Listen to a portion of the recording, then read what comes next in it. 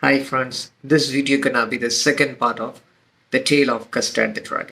If you haven't watched my previous video, I recommend you watching that video first before you start watching this video. Through the previous video, I gave you a short summary of the poem, and through this video, I'm planning to give you the explanation of the poem stanza by stanza. The first and second stanzas of the poem are connected because through these stanzas, the characters of the poem are introduced. Belinda lived in a little white house with a little black kitten and little grey mouse, a little yellow dog and little red wagon, and Relio Trulio the little pet dragon. Now the name of the little black kitten was Ink, and the little grey mouse she called him Blink, and the little yellow dog was sharp as mustard, but the dragon was a coward, and she called him Custard. The poet says that once there lived a girl named Belinda, and she had 4 pets. They were a black kitten, a grey mouse, a yellow dog, and a dragon. Apart from these, she also had a red wagon. A wagon is a vehicle used for transporting goods. Many of us have pets, and we gave them certain names because we love them and we considered them as part of our family. Similarly, Belinda loved her pets very much, so she gave them certain names. The name of the little black kitten was Ink. The name of the grey mouse was Blink. And the name of the yellow dog was Mustard. And the name of the dragon was Custard. Custard the dragon had big sharp teeth and spikes on top of him and scales underneath. Mouth like a fireplace, chimney for a nose, and really truly your daggers on his toes.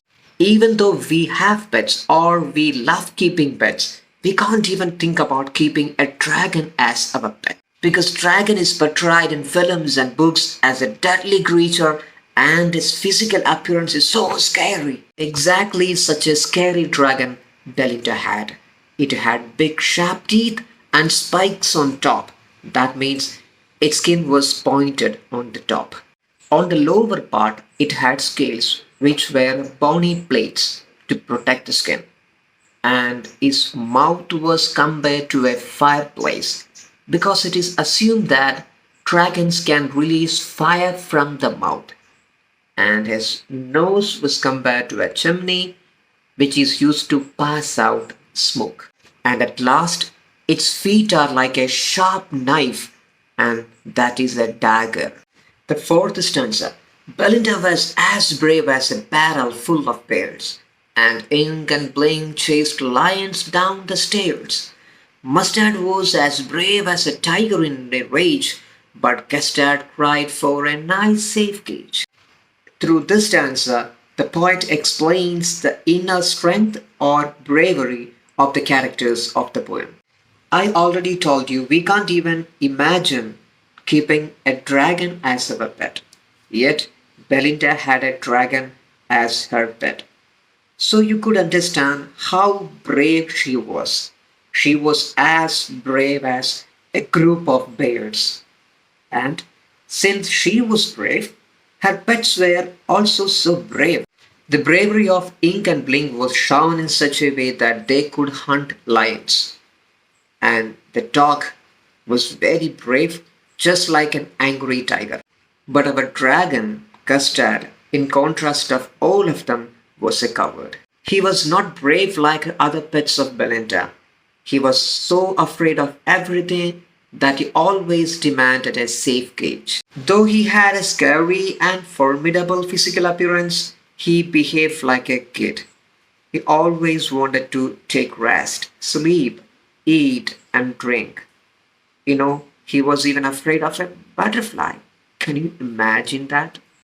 Belinda tickled him, she tickled him unmerciful. Ink, Blink, and Mustard, they really called him Percival. They all sat laughing in the little red wagon at the Relio Trulio cowardly dragon. Belinda used to tease the dragon in a very cruel way because he was not behaving like a dragon. Not only Belinda, but also Ink, Blink, and Mustard made fun of him by comparing him to Percival. Now you may be thinking, who is Percival? Percival is a mythological character in the stories of King Arthur, another mythological character. Arthur was a brave king, and Percival was an illiterate person who wanted to become a knight of King Arthur. He was neither attractive nor brave, so everyone made fun of him. He was thought to be brave, but ran away due to lack of courage. While sitting in the little red wagon, Belinda, along with the other pets of her, made fun of Custard because they thought that he was covered and therefore was not a true dragon. Belinda giggled till she shook the house, and Wing said, "Weak which is giggling for a mouse." Ink and Mustard truly asked his age when Custard cried for a nice safe cage. When someone makes fun of you, how would you be reacting? Would you be angry? Would you be irritated? Belinda and her other pets kept on teasing Custard, making fun of him. But our Custard was neither angry nor irritated. Rather, he enjoyed being a laughing stock in front of them. However, Belinda and her other pets never stopped laughing at Custard.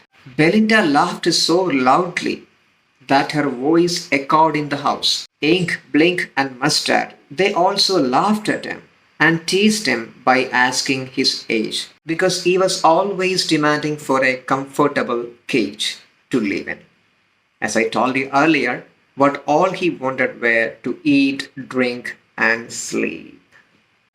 This is a lot of information for today. I hope you enjoyed learning with me, and we will be continuing.